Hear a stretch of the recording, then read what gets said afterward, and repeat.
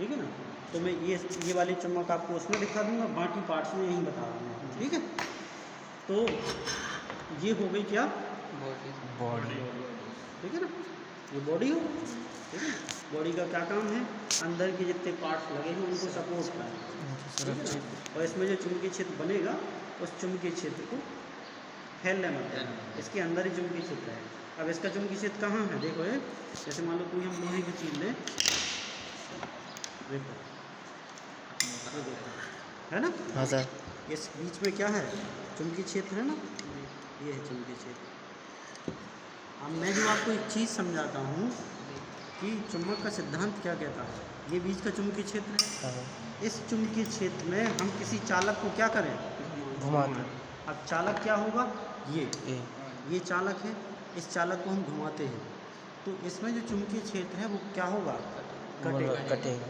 जब चुंबकीय क्षेत्र कटेगा तो ये जो तार है, ये जो बाइंडिंग की गई है, इस तारों में ईएमएफ जनरेट हो जाता है, इस विद्युत चालक, वाहक। ये कहलाएगा चालक। समझ गए बात को। तो फील्ड पोल में उसमें बता दूंगा, बॉडी हो गई, ठीक है ना। जो सिद्धांत मैंने बताया था, सिद्धांत क्या कहता है चुंबक जनरेटर का, फैराडे का इलेक्ट्रोमैग्नेट सिद्धांत, फैराडे का विद्युत चुंबकीय प्रेरण का सिद्धांत। विद्युत चुंबकीय प्रेरण का सिद्धांत यही कहता है कि किसी चुंबकीय क्षेत्र में, ये चुंबकीय क्षेत्र हाँ, किसी चुंबकीय क्षेत्र में किसी चालक को घुमाया जाए तो उसके घूमने से जो चुंबकीय क्षेत्र है उसका छेदन होगा, यानी वो कटेगी। हाँ सर। और समझ रहे, जब वो कटेगी तो जो चालक घूम रहा है उस चालक में ईएमएफ जनरेट हो जाएगा। और ये कब तक होता रहेगा, जब तक हम इस चालक को क्या करते रहेंगे, घुमाते रहेंगे, ठीक है। ये है इसका सिद्धांत।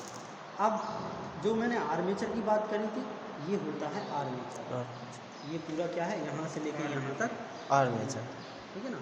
आर्मेचर में खांचे होते हैं, जैसे इसमें जो खांचे हैं ये है, देखो एक खांचा ये है और एक खांचा ये है, ये सब खांचे हैं, ठीक है ना। इन खांचों में तांबे के तारों को क्या किया गया है, डाला गया है, ठीक है ना। ये जो बाइंडिंग होती है, ये दो प्रकार की होती है, एक लैप बाइंडिंग और एक वेव बाइंडिंग। एक होती है मतलब सीरीज बाइंडिंग, एक होती है पैरेलल बाइंडिंग, ठीक है ना। वो मैं आपको कल बताऊंगा, अभी तक समझ लो। देखो ये हमारा आर्मेचर है, आप गौर से देखो, मोबाइल की टॉर्च जलाओ,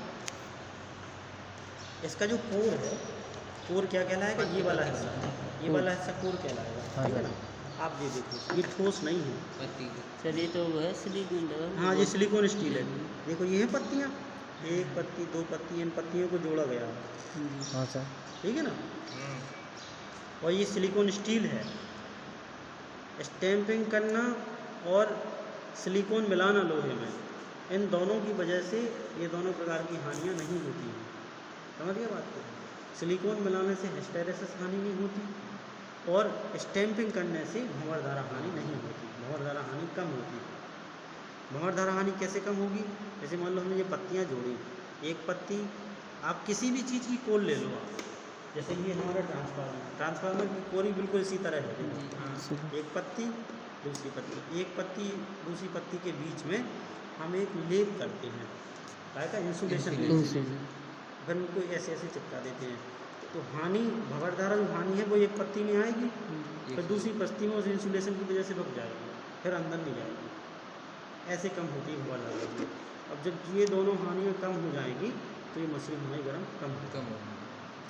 अब जब हमने इसको घुमाया चुंबकीय क्षेत्र में, तो इन तारों में ईएमएफ जनरेट हुआ और यहाँ पे एसी जनरेट हुआ, कहाँ तक, यहाँ तक, ये अलग पार्ट है, यहाँ तक एसी आएगा।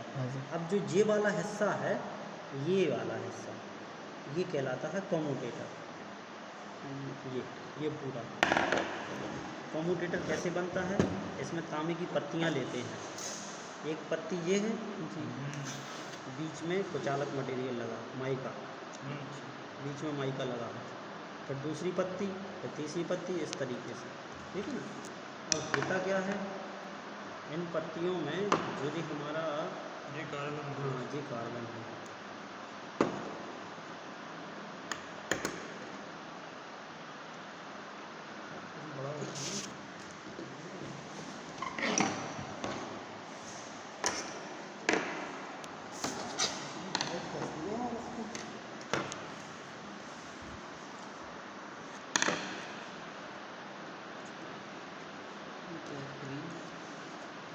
सब फ्री रहते, दोनों फ्री होगा।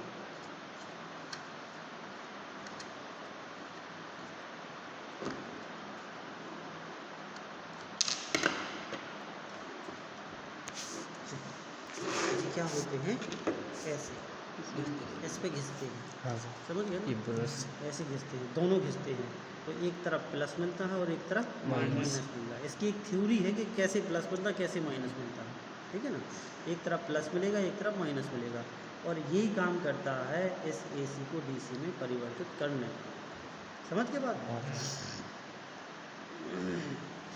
और एक बेरिंग ये है और एक बेरिंग ये लगी है, ठीक है ना? ये बेरिंग की वजह से यहाँ पे क्या होता है, फ्री रहता है, फ्री रहता है। अब हम इसको यहाँ पे देंगे मैकेनिकल पावर, मैकेनिकल पावर देंगे तो ये घूमेगा, घूमेगा तो इसकी इसकी इसकी चुंबकीय रेखाएं कटेंगी, चुंबकीय रेखाएं कटेंगी तो इसमें विद्युत वाहक बल जनरेट होगा, यहाँ तक आएगा। जी क्या होता है यहाँ पे, जैसे यहाँ तक ये वायर आया, हाँ सर, जी है, जैसे देखो इसमें कितने तार आए हैं, 2 आए हैं, हर एक में 2-2 हैं, और इसकी पत्तियों में यहाँ पे जैसे ये आया, इसको देखना जरा, ये इस पत्ती में ये 2 तार को यहाँ पे सोल्ड कर दिया, हाँ सर, सोल्डिंग कर दिया। मतलब चिपका दिया। आप पूरे में देख लो, आप गौर से, एक दूसरे के ऊपर चढ़े हो, वो लैप बाइंडिंग कहलाती है। देखा ना यार किताब,